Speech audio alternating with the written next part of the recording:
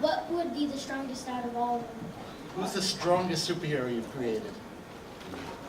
Well, probably a toss-up between Galactus and maybe the Hulk. Never can be. You know, people used to say to me, if this hero and that hero had a fight, who would win? And I always used to give the same answer. It depends on who's writing the story. You see, these are fictitious characters. Sorry. I'll pretend I didn't hear that. Who's next? Hello. Yes, sir. Pleasure to meet you. My major question is, I've been reading a lot of Marvel and DC over the years, and I've been wondering, why is it that in all of the DC and Marvel crossovers, Marvel characters are always like eating dust? Whoa. His impression is that in all the Marvel DC crossovers, the DC characters seem to win over the Marvel characters. Why is that? Probably because I wasn't in charge of it. I didn't know, there's only one crossover I know about. Years ago when I was there, we did a Superman-Spider-Man crossover, and I guarantee you that Superman didn't win. It must have been a draw. You're right, he didn't win. That's good. We have time for two more quick questions.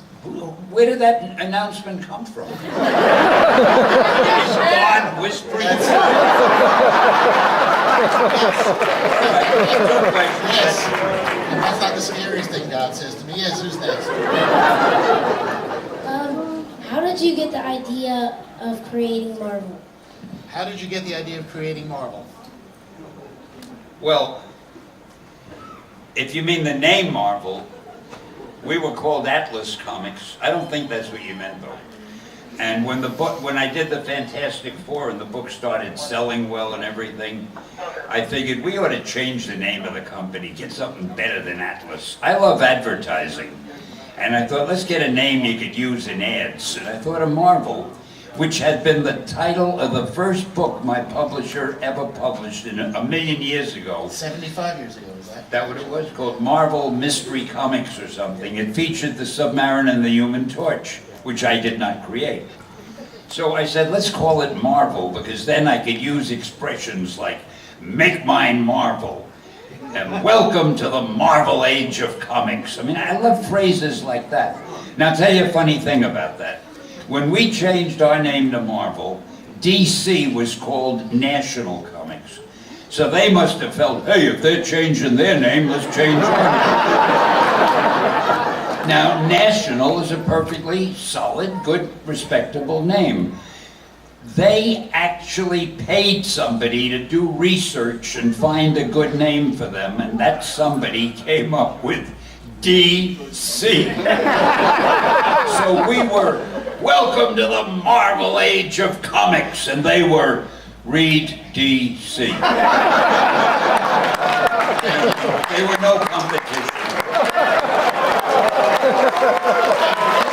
They're friends of mine.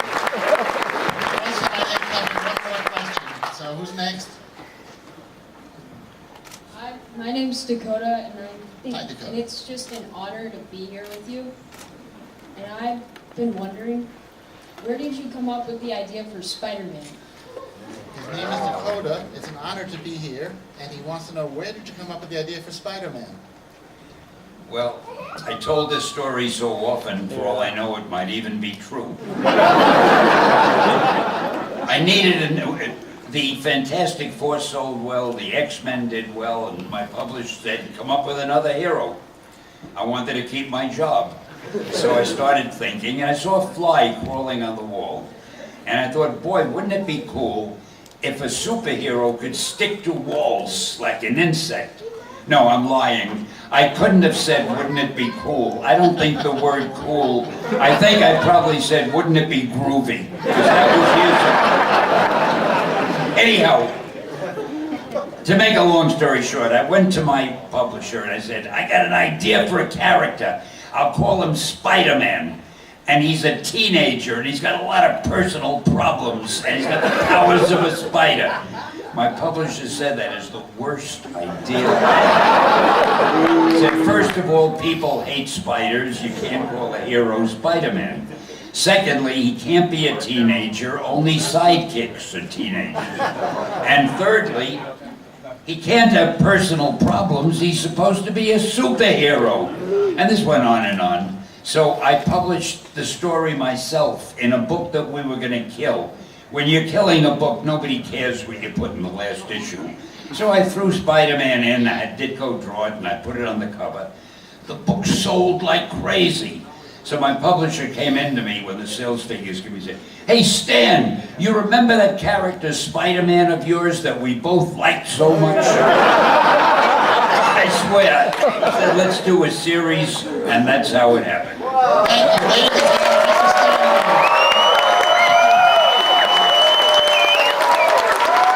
I don't want to go. He's forcing me.